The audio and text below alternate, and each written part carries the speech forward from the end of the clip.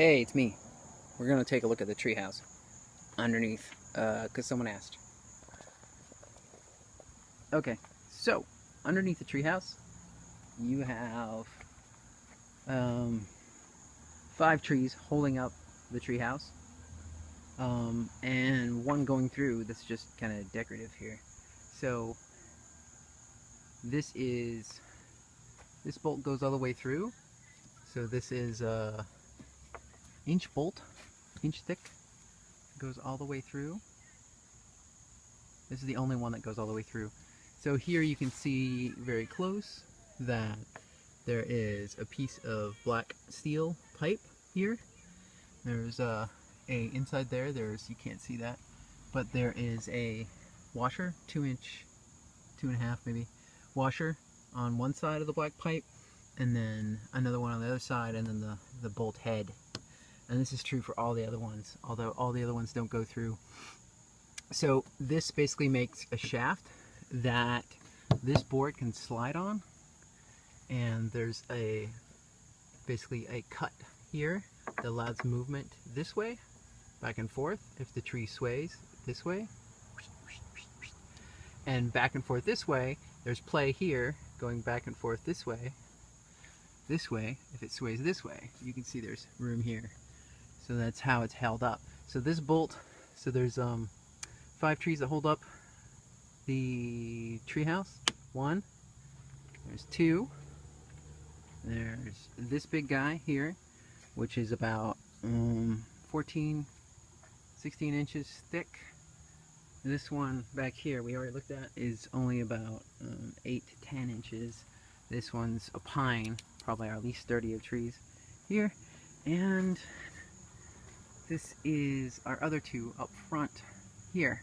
Now these are a little different because after I measured and had this all level, basically what happened is I realized that even though I had double measured, it was still off. So instead of putting the slot in the tree, I hung it from the tree with these really big D-bolts, or D-rings here. So you can see this D-ring is about the size of my hand. It's got 2 bolts that go through and through. So we have bolts just like that hanging this. And then because I had that slot already cut in this, problem, I sistered another 2x10. This is 2x12. So 2x12, 2x10, glued together, glued and screwed all the way down. So in the end, oh, one more thing. You might have noticed the center one doesn't have 2 trees on it. This doesn't have 2 trees. This has, so I put in 2 D-bolts with guidelines that go all the way up. Oh, you can't see from up here, but they go all the way up. I don't know, as high as I could get. So I think it's about 25, 26 feet. So those cables basically keep it straight. They don't really, and they take off some of the weight, but most of the weight is held up here by this big guy. And here's a big bolt there. You can see it a little better. This is going through. So that allows it still to move this way and slide around. And they all walk outside the treehouse. So one thing is we got a little tilt on that beam there, built in this, because what we should have done is we should have put double D-rings on either side and met them up. But then that might have squeezed the D-rings, or the bolts that hold up the D-ring, away from it. So you can't see, but the line goes all the way up there. You look really close, right at the top of the roof, on that tree right there, you can see where the big bolt that goes all the way through. It's a huge eye bolt that goes all the way through. It's about 14, 16 inches, and it's also an inch thick. So that's everything that holds up the tree house. This is a quick view of the tree house. Right now, that's a little solar light. It has a little solar Christmas lights. That'll turn on at night with a sensor. You can see the screening outside, and there's a little eyebrow window, a little better view of it. I've fixed it.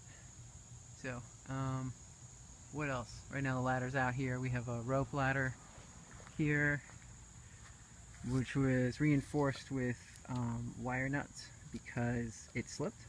So I made knots here, and the knots got tighter, and then they slipped through the holes that I had used. So we slipped it on and tied it, knot, each Opa or Grandpa Jan did that with the kids. Great work though, and I instructed them, so it's not their fault at all.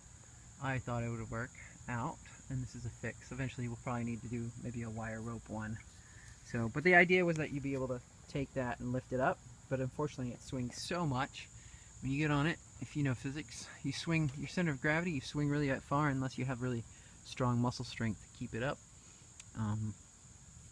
So that works. Oh, and one thing I should say, and I did a little reinforcement here, and so we have little, I forget what you call these, basically beam braces everywhere on where they meet the outside of the box. It's the decking that sits on top of our three major beams. So we've got our major beams that float on the tree and move, and then the deck actually sits on top of that. The reason that it's not going to go anywhere is because there's trees going through it. Make sense? Right. Trees going through it, it doesn't really, you know, I guess, you know, if a really high wind comes, it could suck it all the way up and rip off all the branches. I doubt that's ever going to happen though. So, one little move over here. Underneath the slack line, you can see our branch braces. That's only because this railing doesn't really have any. It's mostly just to keep the kids away from trying to get the bucket when they use up the pulley to get things up. So with the corrugated steel up there, this is a window from the neighbors you saw before. The painting is kind of supposed to be a little bit kid-like, and the kids did it, and a little bit camouflage. So a little bit sky, and it does kind of reflect the sky. So that's a nice sky-like color on the underside of the corrugated steel. So, you know, we might want to paint it differently. But there you go.